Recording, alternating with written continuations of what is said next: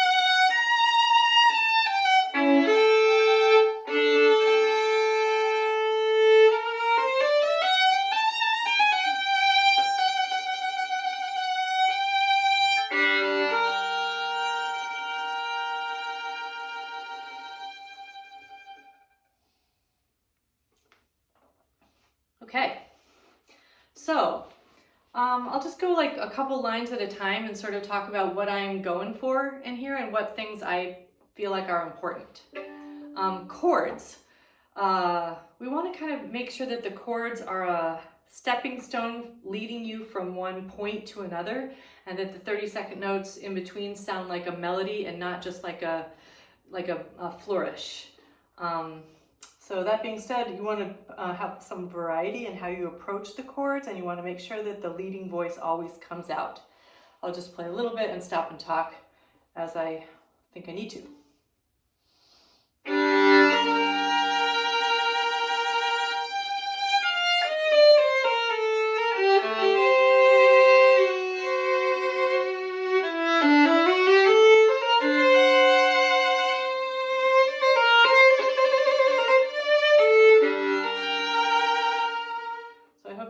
Which voices I held on to and which ones I got rid of there. Going on.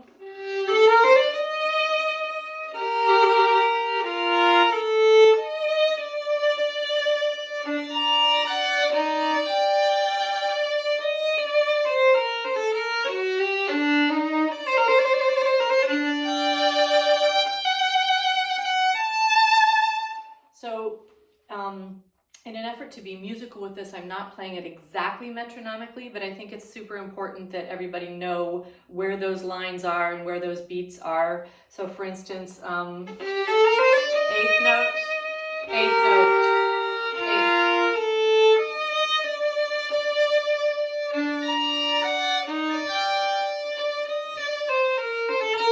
And that seems a little quick to me, so I sit on this one before I go on. And that's stretched a little bit too. But I think if there's sort of a pendulum sort of going and you hold a little bit longer, then I think that effect still, the ear can still pick up on those swinging pendulum sort of big beat patterns.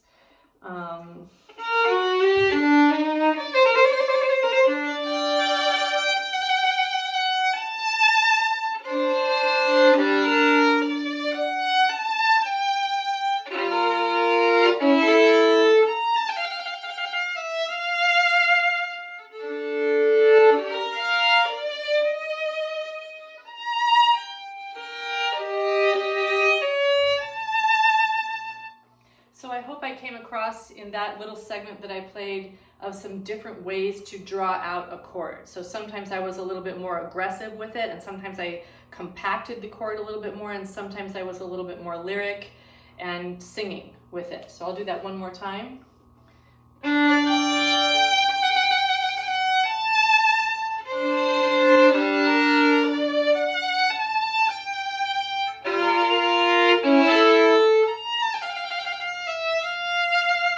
Changing voices here.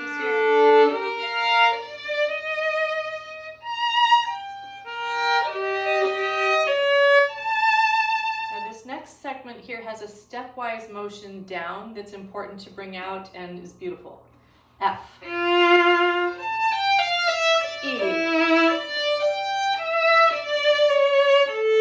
D, C.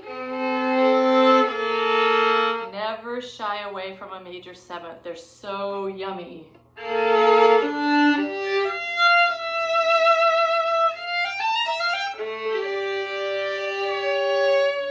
Hold the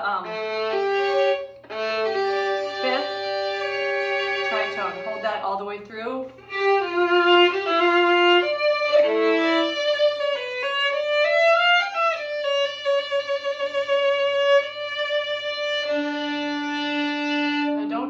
Vibrato here on your D because you're holding it with an open string, and that would sound, it would fight. The vibrations would fight. Fights if it's not in tune, too.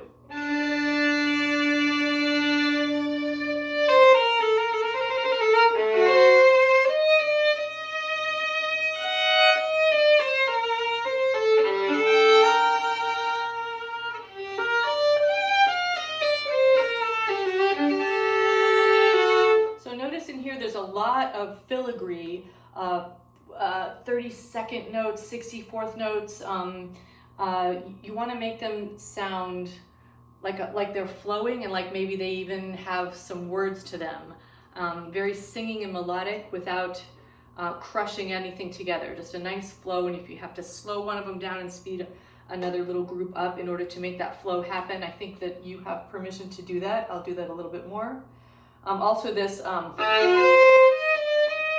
melody, and that's a harmony note that you just want to squeak in there, just to dip into it, but stay on the E flat as the melody note. So here we go.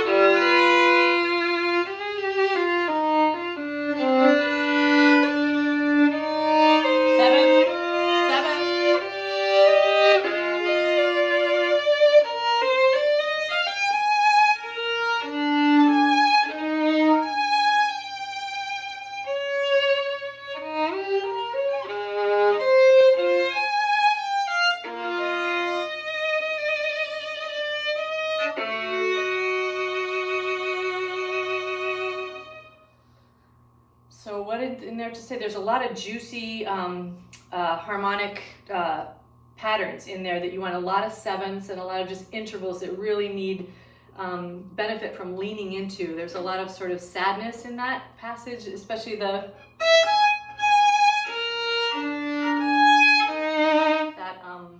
sequence in there that's just really nice to lay into, and then resolving to another seventh chord, and back to A flat.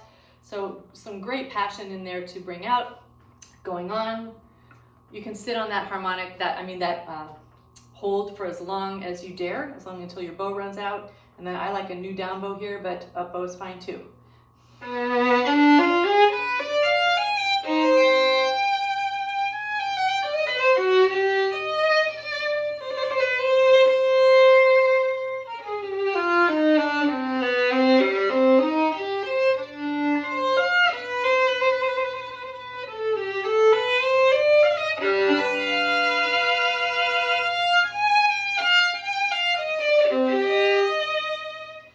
Passage from where I started to there, I'm just taking you from point to point and trying to vary my sound just a little bit, and also the way I deliver some of the chords. And you've heard me mess with the rhythm a little bit too, which I think, since I did it, it's okay. Here we go.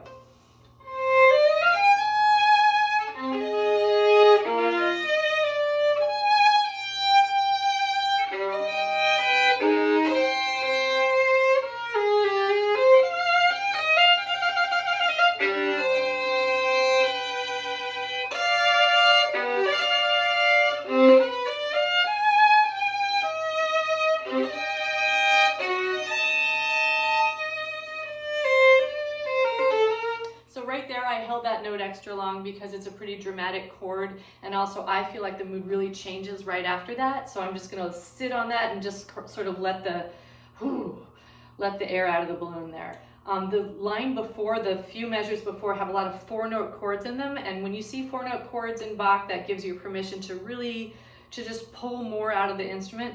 That being said, you can still approach those 4-note chords differently. Some of them can be really broken, and some of them can be a little bit more compressed together depending on what you want to say. So try not to get locked into one formula for that. I'm going to start on the chord I left off on, maybe the one before.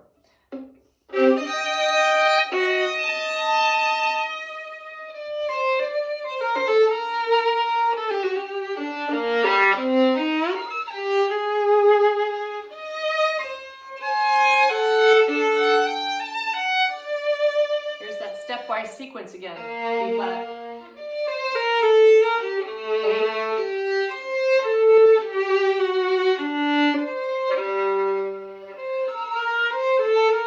Now we go back up.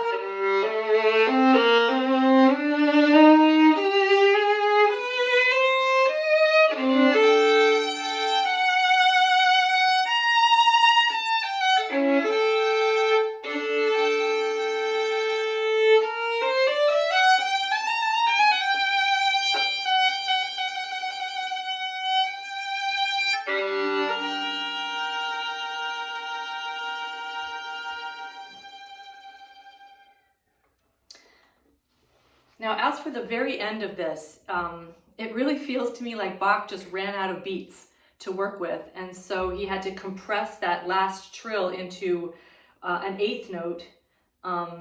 So most performances of it really stretch that out.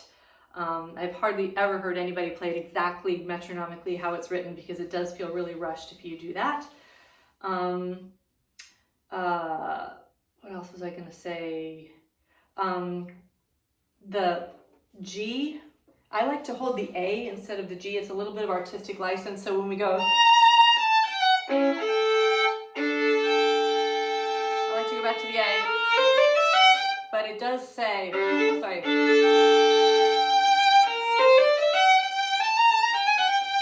It does, the dot is next to the G, but that's just a little artistic license that I take there. So there are definitely more Baroque ways of approaching this piece. I do a lot with vibrato in it and trying to make sure that some notes that need some passion have some vibrato on it, and that contrasts with the open strings that's sort of a stepwise or more of a bass part. So I use the vibrato as an expressive tool. I'm also, like I said before, trying to really vary how I approach the chords, and just really pull out some beauty and some expression in this as the opening movement of all 6 of his solo sonatas. So thanks for listening, and I hope you got something out of that.